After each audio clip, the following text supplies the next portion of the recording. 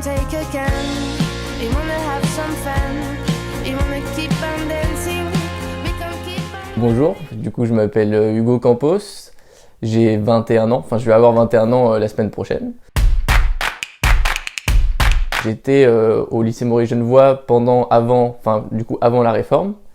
Et donc j'ai fait moi une terminale ES, donc économique et sociale, sans option. La seule option que j'ai faite c'était en seconde et j'ai fait l'option ICN, c'est informatique et création numérique.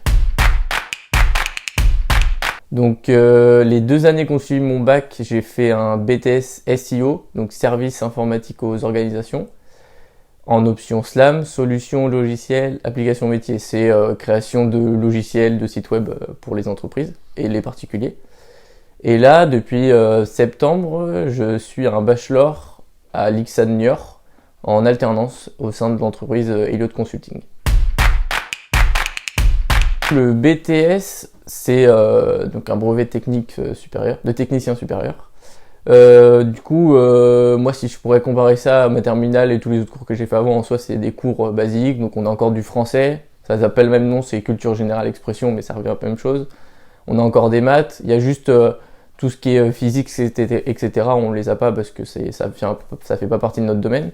Et du coup, moi, dans ce BTS-là, j'ai vu du coup les bases de la programmation où j'ai commencé à apprendre à développer des sites internet. Donc quand je dis tout développer des sites internet, c'est pas les sites type Wix où tu déplaces c'est vraiment coder le stéréotype du mec avec la capuche dans le noir, quoi. Donc c'est vraiment à ce point-là. Et au niveau des notations, c'est comme au lycée, quoi. C'est des notes basiques, toutes simples avec des cours étalés sur l'année. Et donc là après au niveau de mon bachelor, là c'est totalement différent parce que du coup je suis en alternance et du coup qu'est-ce qui se passe? Déjà j'ai plus de vacances scolaires, mais bon c'est un mal pour un bien parce qu'au final on a un salaire, c'est plutôt sympa. Et la seule différence que moi je vois, c'est que du coup, par exemple, j'ai un cours, on va appeler un cours de Angular, c'est un langage de développement informatique. Et du coup, l'Angular, par exemple, on va avoir 3 jours de cours, donc tu fais 3 x 7, 21 heures de cours dans la semaine, d'affilée, et après tu l'as plus du tout de l'année, et du coup, c'est que tu as l'évaluation à la fin des 3 jours, du coup l'avantage, c'est que tu as tout dans la tête, quoi. Donc niveau révision, c'est plutôt sympa. Mais sinon, après, ça reste des notes avec un bulletin. Et la seule différence qu'on a sur le bachelor, c'est qu'on doit passer le TOEIC, donc c'est une certification de niveau d'anglais. Et donc c'est sur 990, il me semble, et il faut avoir un minimum de 650 pour pouvoir valider son bachelor. Ça me permettrait de faire beaucoup de choses, ça me permettrait de faire développeur web, donc développer des applications type je vois Pronote, vous connaissez tous je suppose. Pronote, c'est une application web notamment qui est développée. Même après des sites particuliers, des portfolios, ce qu'on appelle, c'est des CV en ligne. Je pourrais faire aussi gestion de projet informatique, donc c'est ceux qui s'occupent de gérer une équipe dans l'informatique. Je pourrais faire analyse de data, je pourrais faire plein de choses. Alors moi ouais, j'aimerais bien développeur web. Après développeur web, on peut le développer encore dans plein de choses. Il y a les freelances, donc c'est se développer à son propre compte en tant qu'auto-entrepreneur, donc avec des clients qui nous donnent des missions. Et l'avantage de ça, c'est ce qu'on appelle le remote. En fait, c'est de pouvoir travailler de n'importe où. Je pourrais très bien aller travailler à Madrid ou n'importe où, tant que je fais mes missions, etc. Et sinon, après, c'est en entreprise directement, dans des grosses boîtes. Je vois notamment à Niort, c'est surtout tout ce qui est assurance, banque, etc. Un bachelor, c'est un diplôme qui a pour but, de ce que j'ai regardé des fiches que j'ai vues, ça a pour but à la sortie de cette formation, de ce diplôme, c'est d'être directement opérationnel. C'est-à-dire, on est prêt à rentrer dans le monde du travail et du coup, par le biais de l'alternance, ça aide encore mieux parce que du coup, on a déjà un pied dans ce monde-là, donc c'est plus facile. Et c'est un bac plus pro plus 4, il me semble, en fonction des formations. Alors, moi je sais que j'ai pris beaucoup de temps à y réfléchir. Moi je dirais que ça joue beaucoup aussi au niveau du temps d'études.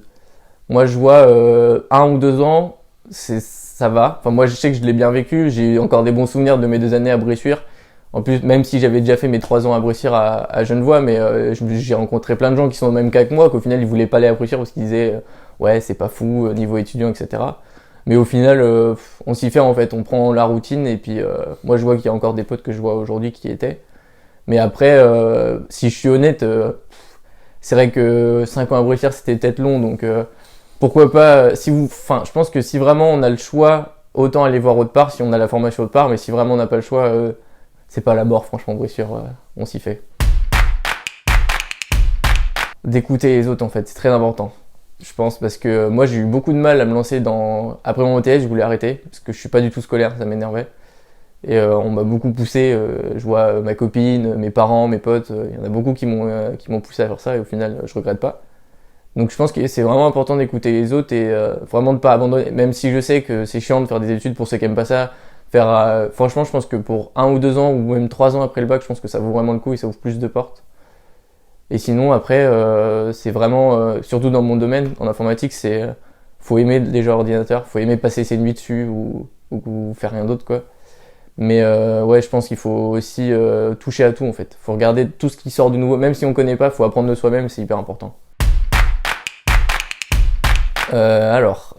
Comment dire?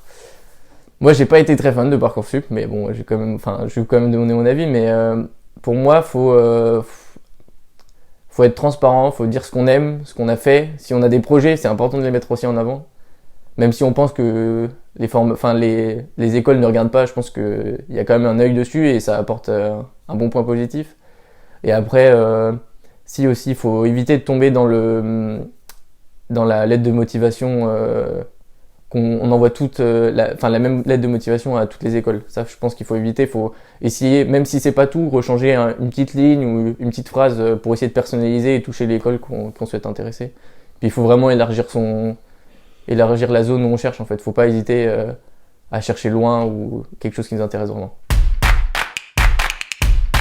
Alors, du coup, moi, c'est un peu différent parce que vu que je suis en développement informatique, je suis souvent sur l'ordi. Du coup, les jeudis soirs, je les passe un peu pas tout seul. C'est par choix, hein, c'est juste que surtout moi, je vois que je suis à Niort, c'est assez calme, donc voilà.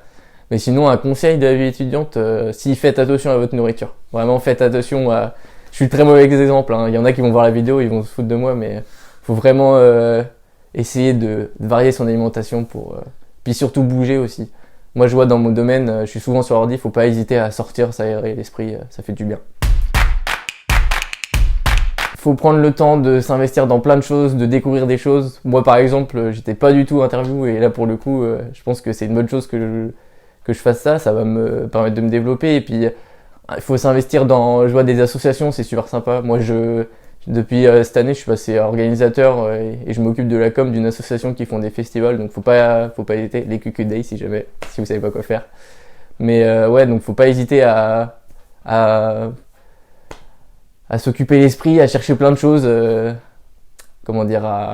s'investir dans des projets en fait. C'est très important, je pense, et pour tout le monde et puis pour soi aussi, c'est super important.